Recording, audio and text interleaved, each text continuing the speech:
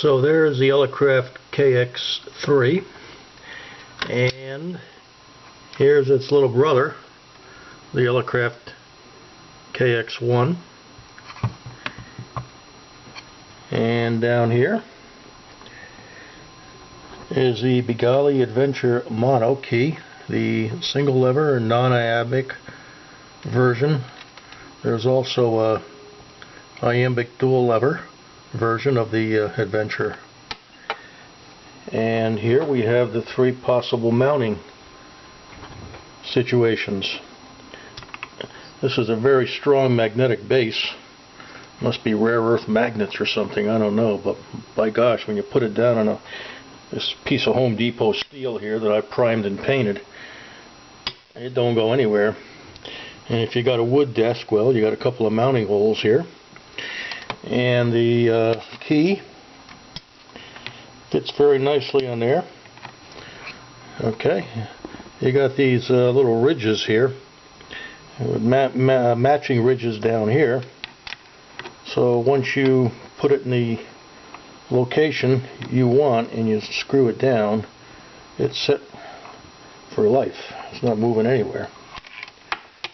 Similarly, for the KX3, we've got this mounting arrangement, and it's got that same raised surface to catch the grooves in the Adventure paddle, and you can go from about 45 or more degrees right and left, or straight on if you want.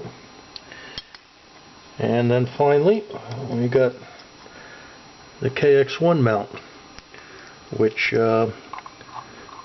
is a single point mount, but this lip here gives it very, very good stability. And there's clearance here for the 8-inch stereo plug to go in. And so in one fell swoop, you've got the high quality Adventure key, which you can use either with the KX1, the KX3, or with the desk mount. And that translates into a Begali key that really has many lives. It can do a lot of things for you. And my personal opinion, after having owned it for quite a while now, this is serial number 002, is I like it as much as I like my Sculptor mono. I really do. In fact, if I'd bought this first, I probably wouldn't have purchased the Sculptor mono, to be honest. But you can never have too many keys. They're very enjoyable to collect, and they're very enjoyable to use, and hey, to each his own.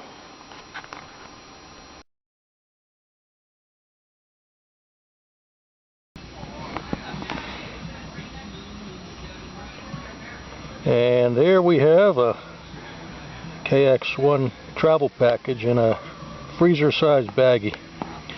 Got a headset in there, and the key, and a rig, and the hole-in-one antenna from QST Hints and Kinks. Uses a golf ball, 8-pound monofilament test line attached to the antenna wire. So when you throw it up in a tree and you want to get it back down, you tug on the wire, and instead of breaking the wire or having it hang up, the weakest link in the chain there is the monofilament, and that breaks. Golf ball falls down, the wire falls down. Use a couple of fishing snap swivels, and all you got to do is tie it back together again. You don't lose any pieces in the field. Okay. Hi, I'm Stan again, WB2LQF, and I'm up here in northern New York at Sacandaga Lake, near a little town called Mayfield, not to be confused with Mayberry. And as you can see, I've got a 26-foot piece of wire hung into a pine tree over here, and a 16-foot counterpoise. Sue, you want to come down here? 16-foot counterpoise just laid out on the sand. And now with my little KX1 with the new Begali Adventure key firmly attached to it. I'm working a little CW on 20 meters here in the middle of the day with my K9, and just got done working K4 BAI on 14.258 at a little past 14:25 local time on CW with what amounts to about 900 milliwatts. That's all I'm getting with my my half a dozen AA batteries in here, ever-ready AA batteries. It's a lot of fun, and it's become a lot more fun since I was able to trade in the original KXPD1 for the Begali Adventure. Admittedly a little bit pricey compared to the price of the KX1, but since I also own a KX3, it was justified to buy this additional mount over here for the Adventure. It's really quite a nice little mount if you want to come in here a little closer. It's got a thumb screw, and it's ingeniously machined, and it's just beautifully machined. Let me turn that off. Waste more batteries. Whoa. Good thing that fell in sand, huh? But that's a testament to Elecraft. It's ingeniously machined here with a nice little lip and gold plated. It's got the characteristic, I don't know what you call it, but it's like a ribbing on both the bottom of the mount and the bottom of the Begali Adventure, so that once you get the right position, I'm right-handed, I turn it 45 degrees, and you lock it down, it doesn't move. And love these trail radios. They're built to be reasonably mishandled. Dropped in the sand is okay, dropped on cement probably wouldn't cut it. When you plug it in here,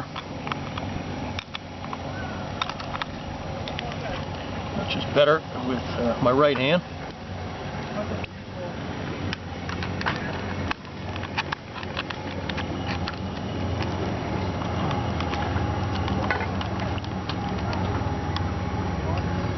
okay, when it's plugged in, you see how it's somewhat offset, and this helps control the torque. On a flat surface, when I got the radio at home on a desk, I can operate this without having to hold the very lightweight KX1 at all. It just doesn't go anywhere. And the nice blue cord matches up with the blue buttons on a KX1. I don't think that that was designed that way, but that's the way it worked out.